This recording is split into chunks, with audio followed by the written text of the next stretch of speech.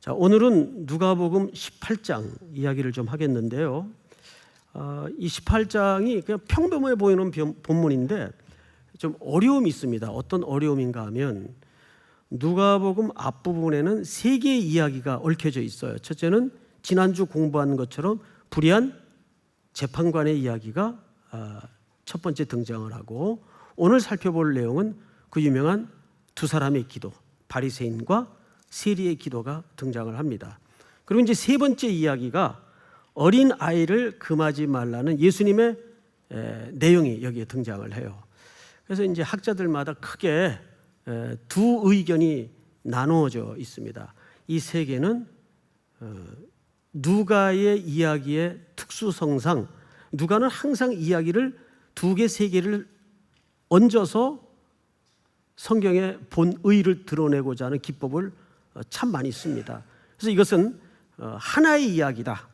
어린아이를 금하지 말라라는 말까지 어떤 주제를 끌고 가기 위해서, 확인시키기 위해서 누가의 기법으로 설치해 놓은 하나의 이야기다라고 주장하는 쪽이 있고, 전혀 이 세 개의 이야기는 피차 연결고리가 없다라고 이제 보는 학자들이 있어요.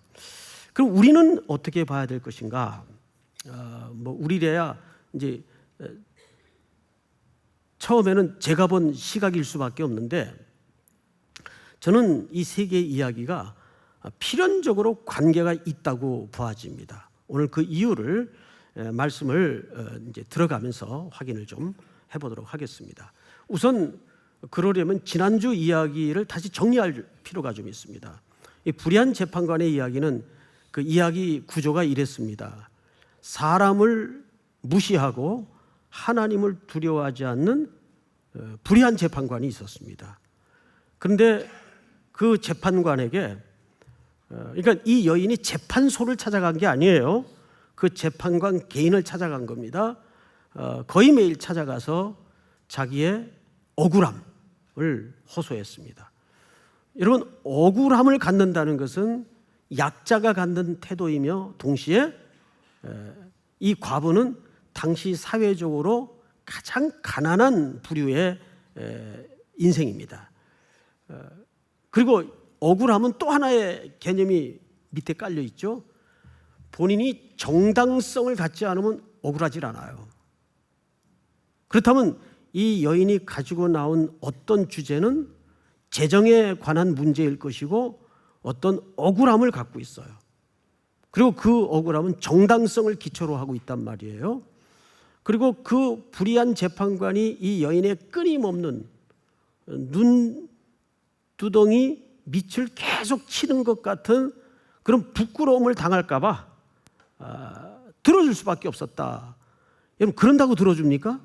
그런다고 들어주진 않죠. 이 여인의 무엇이 동기가 됐습니까? 정당성이 동기가 된 거예요. 정당성.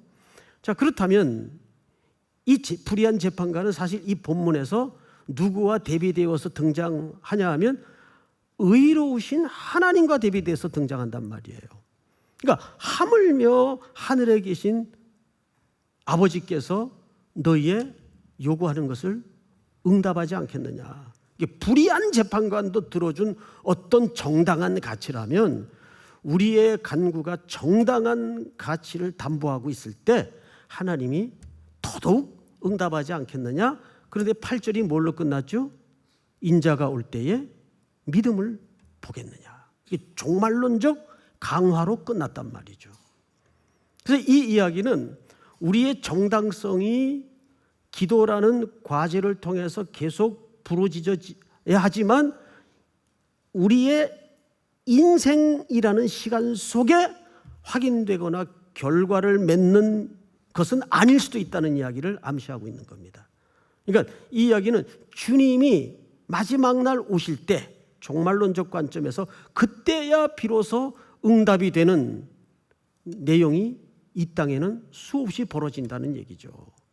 그래서 인자가 올 때 믿음을 보겠느냐.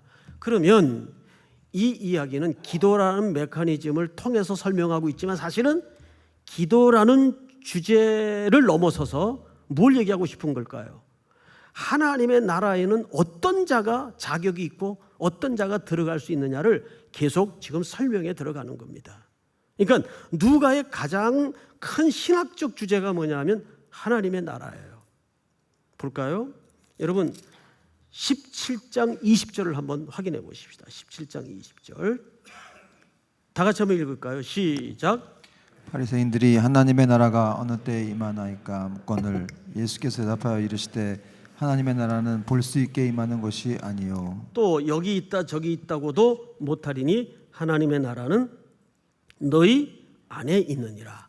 그러니까 너희 안에 있다는 말은 사실상 누구를 가리킨다고 했죠? 예수님 자신을 가리킨다고 얘기했습니다. 그러니까 하나님의 나라는 장소적인 면만을 강조하는 게 아니라 예수 그리스도와 어떤 관계를 지금 강조하는 거라고요. 누가가 끄집어내고 싶은 이 누가복음의 초점은 뭐냐면 하나님의 나라는 어떤 자가 들어갈 수 있느냐도 중요하지만 그러기 위해서는 이 그리스도 하나님의 나라의 주제가 되시는 그리스도와 어떻게 관계를 맺어야 되는가, 이것이 그 누가가 강조하는 하나님의 나라의 설명법이란 말이죠. 그러니까 불의한 재판관의 경우도 그 선상에서 설명되어진 내용이고 오늘 두 번째도 그 선상에서 이해를 가져야 된다는 얘기예요. 하나님의 나라는 과연 어떤 자의 것인가.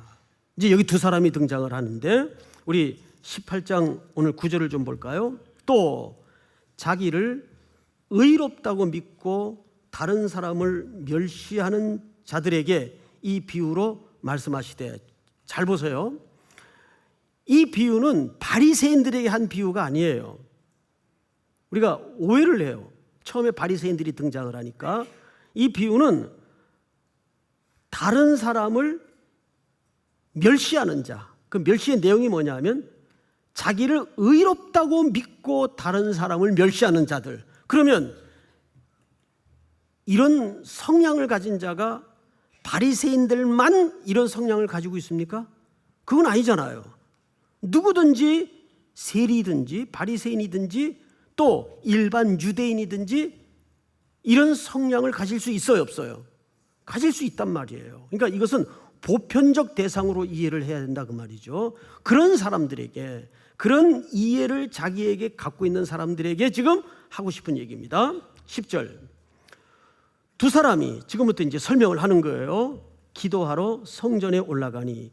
유대인들은 하루에 공식적인, 개인적인 기도는 수시로 할 수 있지만 공식적인 기도의 시간은 딱 두 번 있어요. 언제입니까? 9시와 3시입니다. 두 번 공식적인 기도의 시간이 있어서 아마 기도를 하러 성전에 올라갔던 것 같아요. 자, 기도하러 성전에 올라가니 하나는 바리새인이요, 마침 하나는 누굽니까? 세리라. 자, 우선 내용으로 들어가기에 앞서서 이 당시 바리새인과 세리의 사회적 위치와 사람들의 보편적 인식을 우리가 봐야 되는데, 만약에 여러분들이 그 시대를 살았던 유대인들이라면 이 둘 중에 누가 존경받는 자였겠습니까? 네? 여러분들이 독자의 입장에서 이 글을 읽지 말고 그 시대 유대인들의 입장에서 읽어보세요. 누가 그 시대에 존경받는 사람이었겠어요? 바리새인들입니다. 세리는요, 이거는 일제 앞잡이. 우리 이번 주 일본 선교 가는데 하필 왜 나도 모르게 이런 비유가 나왔는지는 불가사의한 일입니다만은, 그러니까 우리 일제 시대로 돌아가서 일제 앞잡이에요, 바리새인들은. 왜냐하면 바리새인들의 직업이 로마에 편성해서 세리 역할을 합니다. 그래서 동족의 고혈을 빨아먹죠. 그리고는 자기 몫을 충분히 챙기고 나서 일정 로마 정부에 바칠 액수만 바치면 되는 그런 세금 구조를 갖고 있어서 많이 거둘수록 자기에게 돌아오는 배당이 높기 때문에 엄청나게 백성들을 괴롭혔어요. 그래서 이 당시 여러분 세리라고 말할 때는 사람들의 사회적 인식이 굉장히 부정적인 정도가 아니라 그걸 넘어서서 아주 악한 사람들이었어요.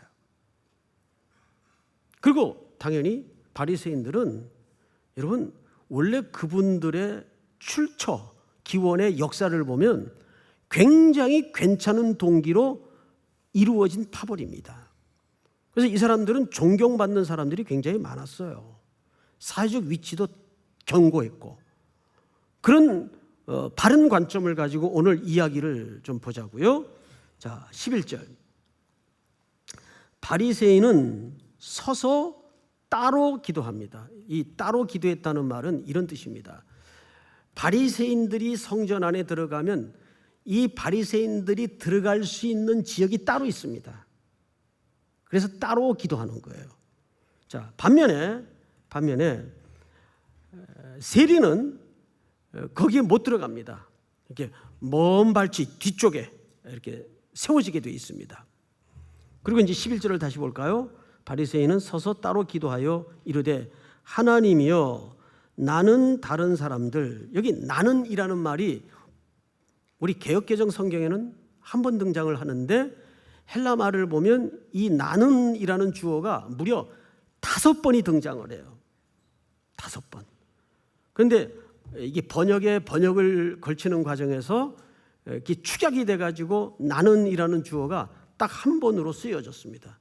근데 사실 그런 번역은 조금 속상해요. 왜냐하면 원문의 의도대로 밝히는 게 좋은데 그냥 편의상 생략을 했던 것 같습니다. 나는 다른 사람들 곧 토색, 불의, 간음을 하는 자들과 같지 아니하고, 여러분 이 열거된 항목들은 전부 십계명에 걸려진 항목들입니다. 그러니까 계명을 준수하는 데는 목숨을 건 사람들이에요. 훌륭하지 않습니까?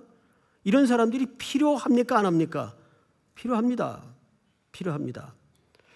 보통 이런 사람들을 우리가 요즘 그 신학적 용어로 뭐라고 표현을 하는가 하면 근본주의자들이라고 표현을 합니다. 근본주의자들.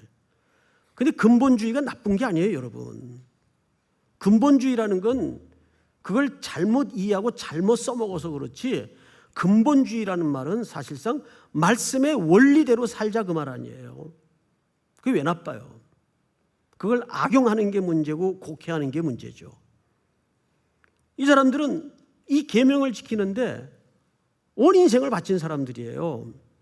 그리고 12절을 볼까요? 다 같이 읽습니다. 시작. 나는 일에 2번씩 금식하고 또 소득의 11조를 드리나이다 하고. 일회에 2번씩 금식했다는 말은 월요일 날 또 안식일 전 금요일 날 이렇게 금식을 목요일 날 금식을 했습니다.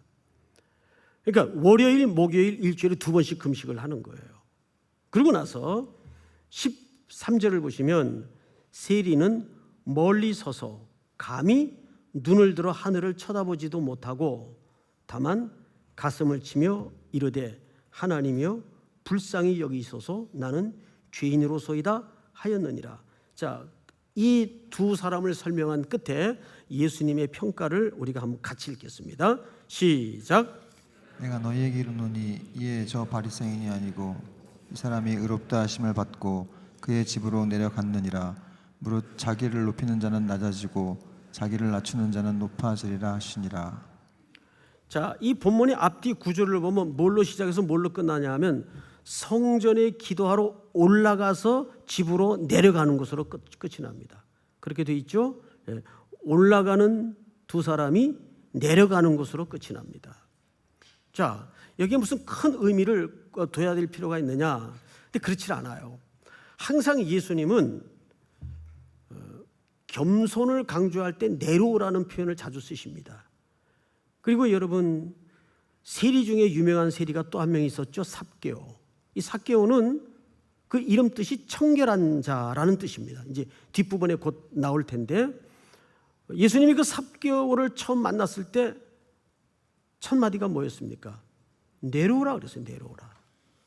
근데 삭개오는 어떤 목마름 때문에 그의 평생에 살았던 삶의 패턴을 따라서 기어 올라갔어요. 나무 꼭대기로 기어 올라갔습니다. 어쩌면 그것이 자기도 모르는 사이에 몸에 인생에 배어 있는 자기 스타일이었어요. 뭔가를 이루기 위해서는 그것이 진리의 문제이든 삶의 필요의 문제이든 뭔가를 이루기 위해서는 삭개오는 기어 올라가고 밟고 넘어서는 것을 서슴지도 않고 주저하지도 않았어요. 그런데 그 나무 꼭대기에 매달려 있는 자그마한 삭개오를 예수님은 보자마자 첫 마디가 내려오라 그랬어요. 내려오라. 자, 그러면 이제 우리는 예수님의 평가로 다시 돌아가서 좀 자세히 살펴보십시다.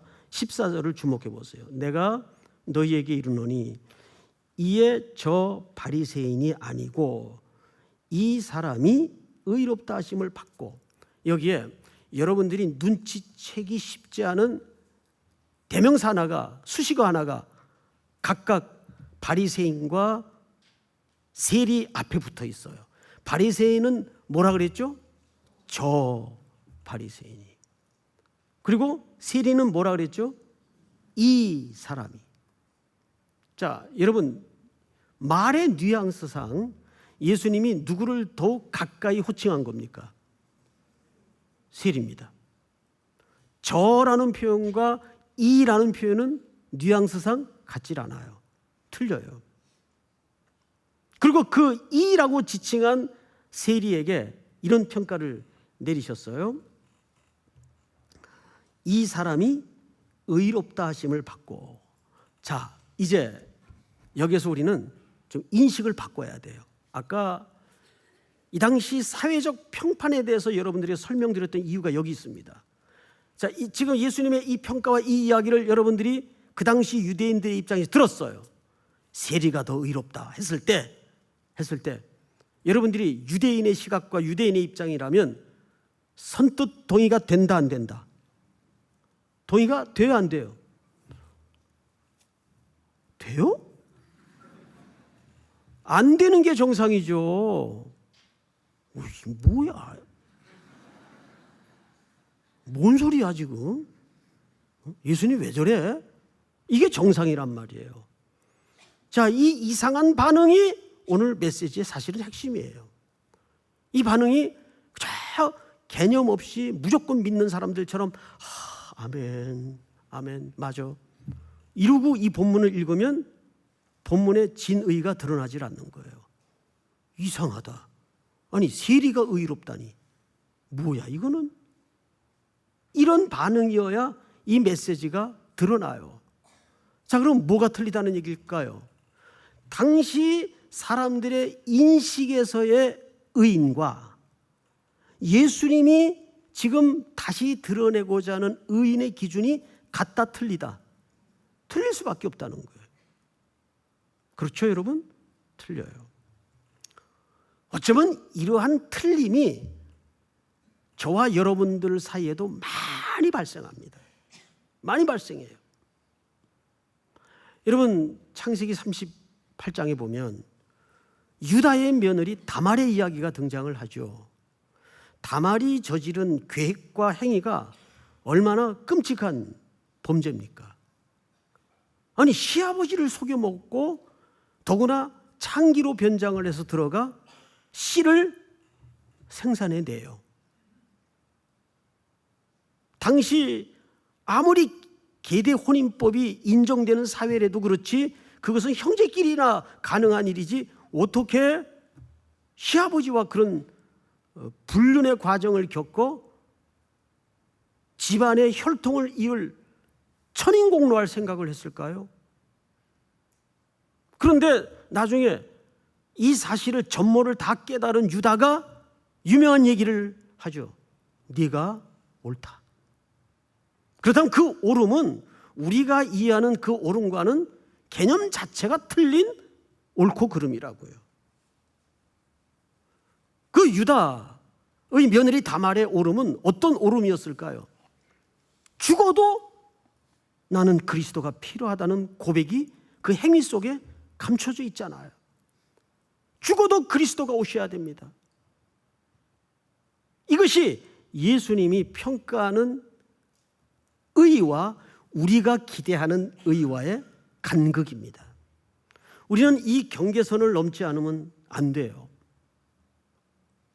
제가 자주 쓰는 그 명구 가운데 이런 말씀을 표현했던 거 기억나실 겁니다.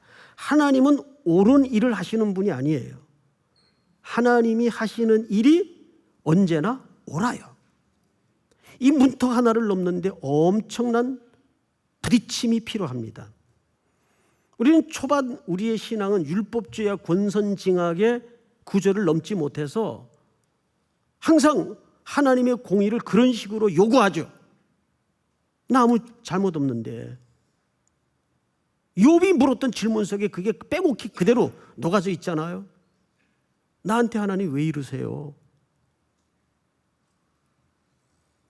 근데 그 질문 자체는 뭐냐면 인간의 윤리와 도덕의 기초에서 물을 수밖에 없는 프레임이에요. 지금 이 세리에게 의롭다고 인정한 예수님의 이 평가는 당대 사람들에게는 충격적인 평가예요. 아니 어떻게 세리가 의로워? 아무리 그래도 그렇지.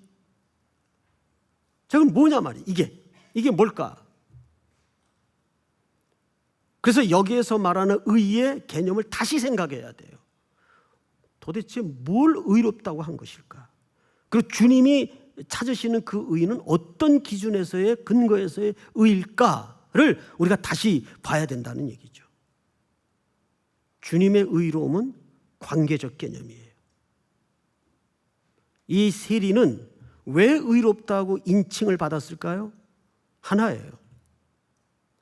자기의 죄인됨을 알고 그럼에도 불구하고 하나님의 자비와 하나님의 긍휼이 나는 필요한 존재입니다. 이걸 뭐라고 평가했어요? 의롭다라고 평가했어요. 당연히 이 시대적 개념으로는 이런 의가 아니라 어떤 의입니까? 바리새인 같은 의예요. 자기의 행위에 기초와 근거를 둔, 여기에 다 정당해요. 바리새인들의 기도를 내용을 보면. 그런데 그 감사의 내용도 달라요. 바리새인은 뭘 감사했어요? 저 사람과 같지 않음을 감사했어요. 그러니까 그 의의 기준은 쟤보단 내가 낫다는 이해입니다. 그래서 오늘 이 본문을 원문에 가깝게 다시 보면 이렇게 되어 있습니다. 몇 절을 보시냐면 9절을 다시 보세요. 9절을 보시면 또 자기를 의롭다고 믿고 다른 사람을 멸시하는 자들에게 이 비유로 말씀하시되, 자, 이것이 이 사람의 의의 기초인데, 바리새인의 의의 기초인데, 여기에서 뭘 예수님이 지적했는가 하면 페포이 도타스, 이게 헬라 말인데 페포이 도타스, 이 말은 스스로 의롭다고 믿고 있는 사람들이라는 뜻입니다. 여러분, 이런 유형의 바리새인들은 어디에 제일 많을까요? 교회 안에 제일 많아요. 자긴 죽었다 깨어나도 틀렸을 거라고 꿈도 못 꾸는 사람들 교회 안에 많아요. 그래서 여기에서 페포이 도타스라는 이 헬라 말은 정확하게 이런 뜻, 스스로 의롭다고 믿고 있는 사람들. 여러분, 한 번쯤 내가 틀릴 수도 있다는 생각을 해보고 사나요? 이러한 비슷한 그림을 우린 구약에서 어디서 만납니까? 다윗, 나단 선지자의 경고 앞에 부르르 떨면서 진심으로 얘기하죠. 아니, 이스라엘 하늘 아래 그런 못된 놈이 있습니까? 죽여야죠. 그러자 나단 선지자가 바로 당신입니다. 거기에서 다윗은 악소리도 못 내고 무너지죠. 그래서 그는 유명한 시를 써내지 않습니까? 시편 51편에 내가 어머니 태중에서 태어날 때부터 죄악 중에 태어난 존재임을 그때 깨달아요.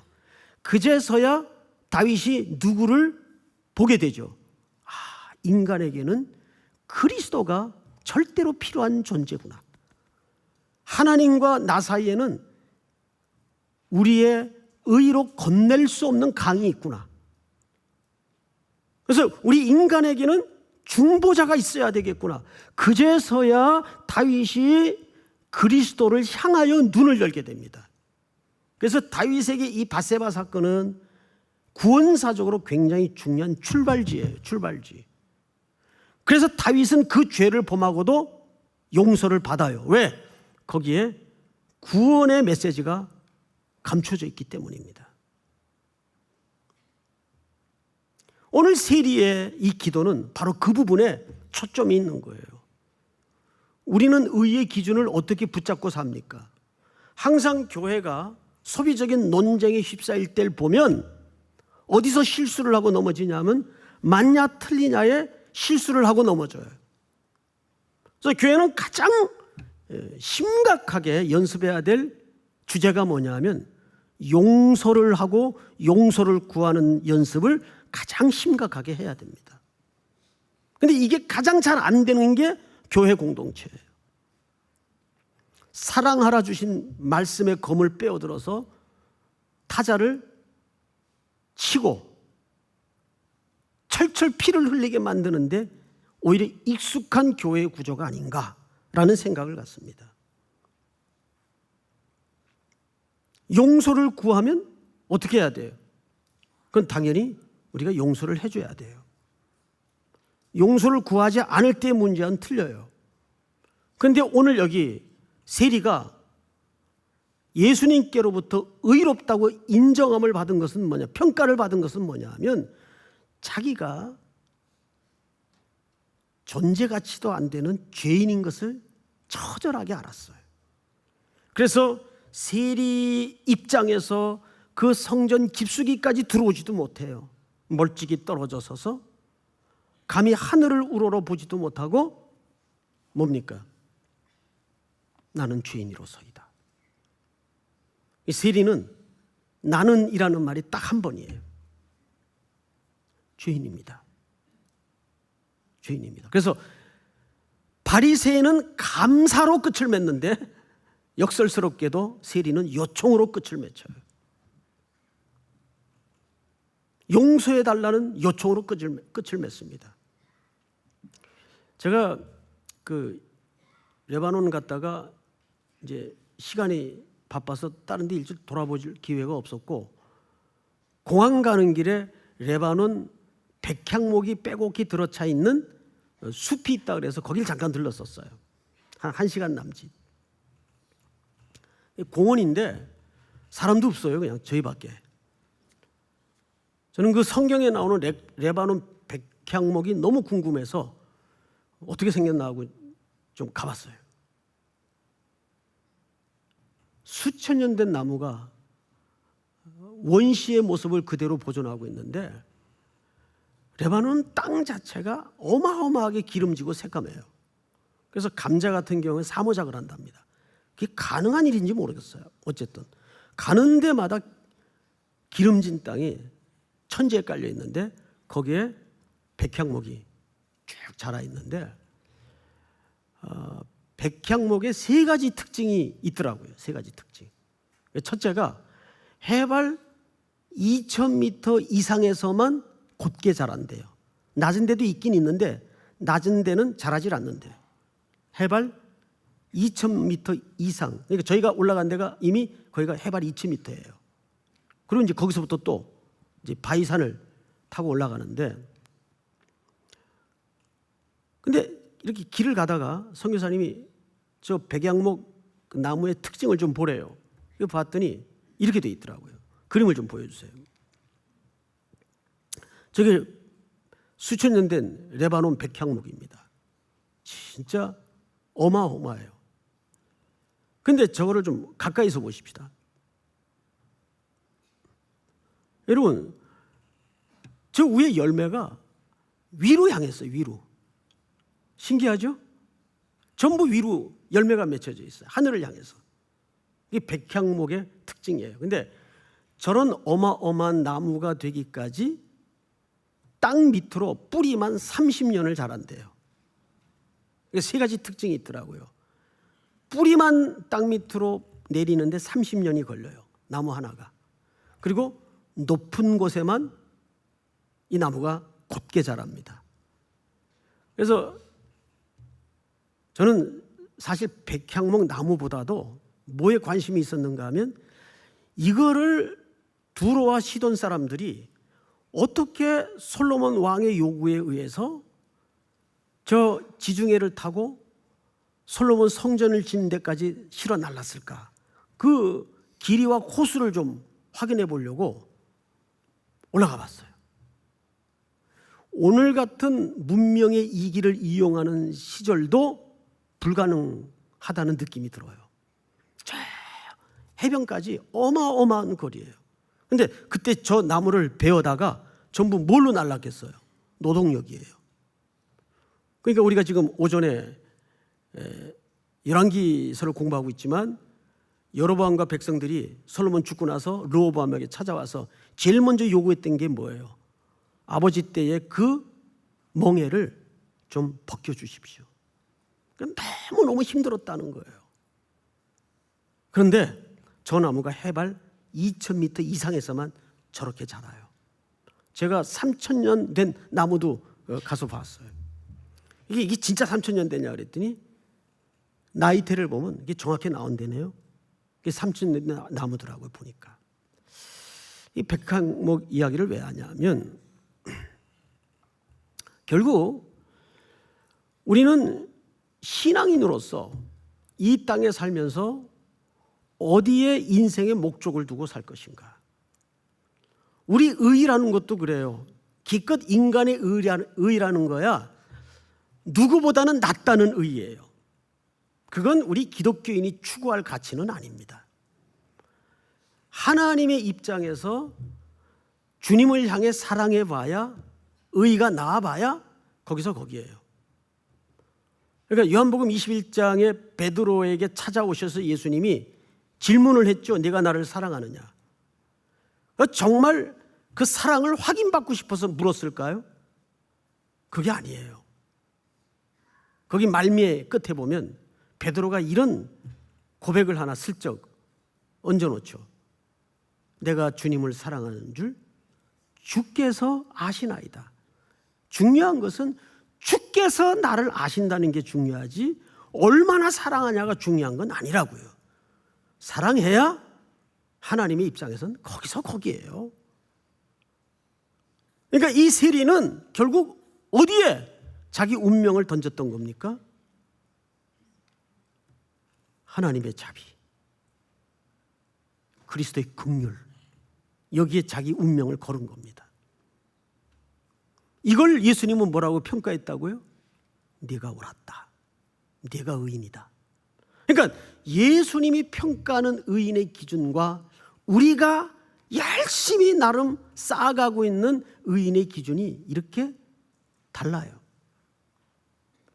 가장 지혜로운 것은 하나님의 자비에 자기 운명을 걸 줄 아는 바로 그 태도가 지혜입니다. 그래서 그 다음에 나오는 비유가 뭐예요? 어린아이 비유예요. 그 부분을 마저 읽어보면 이 세 가지 이야기의 얼개가 왜 한 줄기를 타고 있는가를 확인할 수가 있습니다. 성경을 볼까요? 15절. 사람들이 예수께서 만져주심을 바라고 자기 어린 아기를 데리고 오매 제자들이 보고 꾸짖거늘 예수께서 그 어린 아이들을 불러 가까이 하시고 이르시되 어린 아이들에게 내게 오는 것을 용납하고 금하지 말라. 하나님의 나라가, 자 여기 이 주제가 사실은 뭡니까? 하나님의 나라예요. 하나님의 나라가 누구의 것이에요? 이런 자의 것이니라. 마지막 절 다 같이 시작. 내가 진실로 너희에게 이르노니 누구든지 하나님의 나라를 어린아이와 같이 받아들이지 않는 자는 결단코 거기 들어가지 못하리라 하시니라. 이 세 개의 이야기는 결국 하나님의 나라에 누가 자격이 있는가, 어떤 자가 자격이 있는가, 그 얘기를 계속 강화체로 점진적으로 열어놓으셨던 겁니다. 믿습니까? 불의한 재판관을 통해서 아버지 같은 하나님, 불의한 재판관도 그 근거가 정당하다면 부끄러움 당할까 봐 들어준다는데 하물며 우리 아버지께서 우리의 필요를 응답하지 않겠느냐. 그러나 인자가 올 때 믿음을 보겠느냐. 이 종말론적 이야기라고요. 하나님의 나라에 어떤 자가 들어가는 것인가?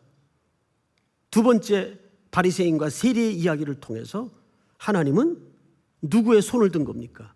세리에게 손을 들었어요.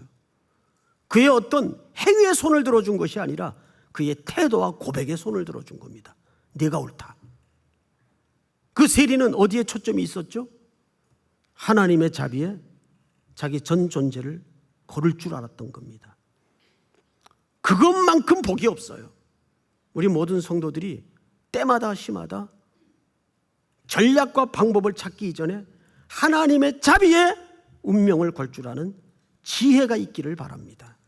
그런 자를 뭐라 그러죠? 어린아이 같은 자라고 얘기합니다. 믿습니까?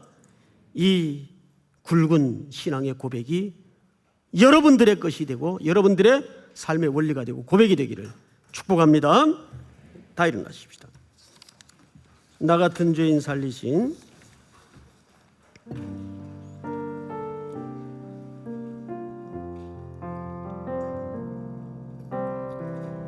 나 같은 죄인 살리신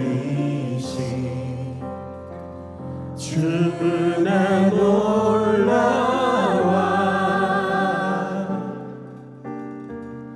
잃었던 생명 찾았고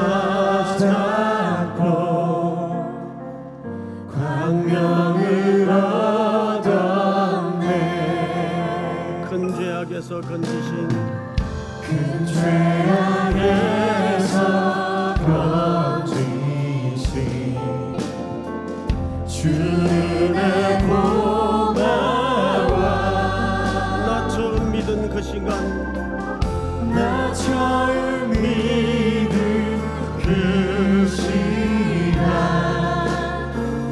귀하고 귀하다. 주 찬양 주 찬양 내 삶을 다해 주 찬양 주 찬양 내 생명 다해. 이제껏 내가 산 것도 주님의 은혜라. 이제껏 내가 산 것도 주님의 은혜라. 또 나를 장차 보냐네. 인도해 주시리 인도해 주시리.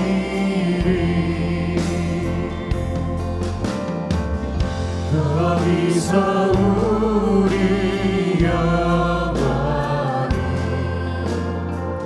주님의 은혜로 해처럼 밝게 살면서 주 찬양하리라. 주 찬양 주 찬양 내 마음 나의 주 찬양 주 찬양 내 생명 나의. 우리 한번 기도하겠습니다. 두 가지를 기도했으면 합니다. 우리 일본 선교를 위해서 기도하십시다. 홋카이도서부터 오키나와까지 우리 일본의 믿지 않는 영혼들을 진심으로 사랑하여 복음을 전할 수 있도록 도와주시고, 오늘 주신 말씀 붙들고 기도하십시다. 산호라면 설득도 이해도 해석도 안 되는 일들이 부지기수입니다. 그럴 때마다 우리는 욥처럼 율법의 프레임에, 권선징악의 프레임에 갖춰질 수가 있어요. 그러나 세리는 자기 죄만 몰두했습니다. 감히 하늘을 우러러 보지도 못하고 나는 죄인으로소이다. 긍휼을 요청했습니다. 그것을 주님은 내가 의롭다. 우리가 이해하고 기대하던 의와는 간극이 있었습니다. 오늘 그런 의로 우리의 심령과 우리의 초점이 회복되게 하여 주시옵소서. 우리 한번 주여 부른 다음에 또 한 주간의 삶을 놓고 다 같이 통성으로 기도합니다. 주여, 하나님 은혜를 감사합니다. 오늘도 하나님께서